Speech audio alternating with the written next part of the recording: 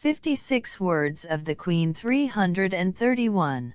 My daughter, I wish that thou be very cautious and watchful in regard to the ignorance and darkness, by which the demon commonly ensnares mortals and makes them forget their eternal salvation and the continual danger of its loss through his persecutions.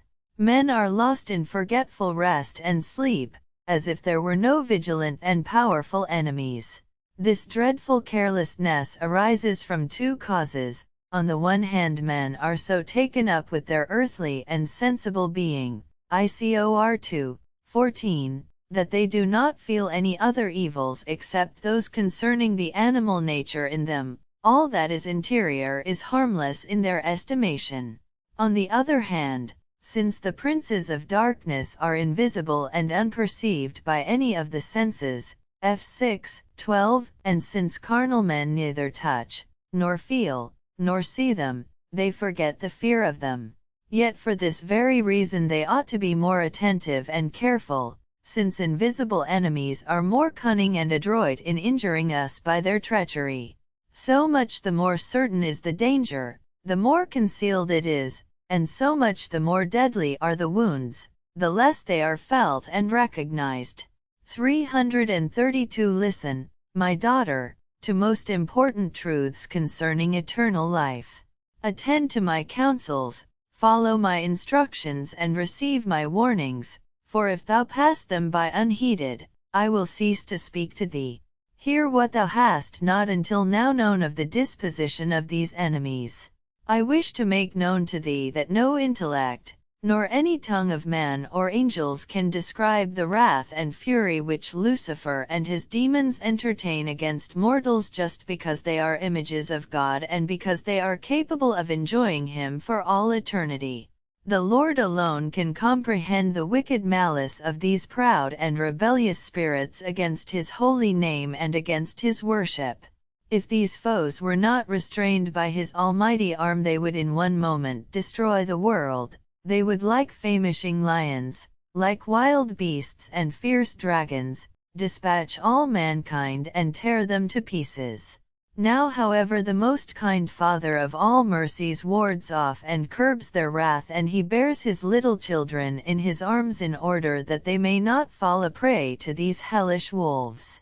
333 Consider then, as seriously as thou canst, whether anything deserves greater pity than to see so many men misled into danger and made forgetful of it, how some of them cast themselves into it on account of their lightheartedness, some of them for trivial reasons, others for a short and instantaneous pleasure, others through negligence, and yet others on account of their inordinate appetites, tearing themselves away from the places of refuge, in which the Almighty has placed them, to fall into the hands of such cruel and furious enemies, and not only to feel their fury for an hour, a day, a month, or a year, but to suffer indescribable and unmeasured torments for all eternity.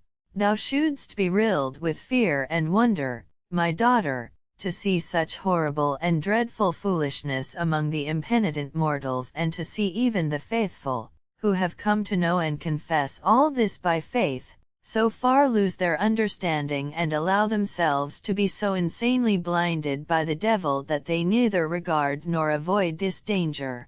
334 In order that thou mayest fear it and preserve thyself the better, remember that this dragon knows thee and lurks about thee ever since the hour of thy creation and entrance into this world. Night and day he restlessly prowls about seeking some chance of capturing thee as a prize.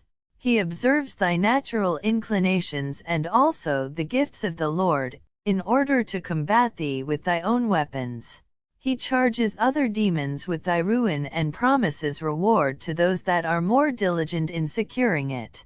They weigh thy actions carefully, watch thy footsteps, and work zealously to lay snares for thee in all thy undertakings. I desire thee to meditate on these truths in the Lord, who will show thee whither they lead. Compare them afterwards with thy own experience, and thou wilt understand whether thou hast any occasion for sleep in the midst for such dangers. Although this watchfulness is important for all the woman-born, it is more necessary to thee than to others for especial reasons, and if I do not mention them all to thee now, do not doubt that thou must live with great vigilance and caution. It suffices to remind thee of thy soft and yielding nature, which thy enemies will strive to make use of for thy destruction.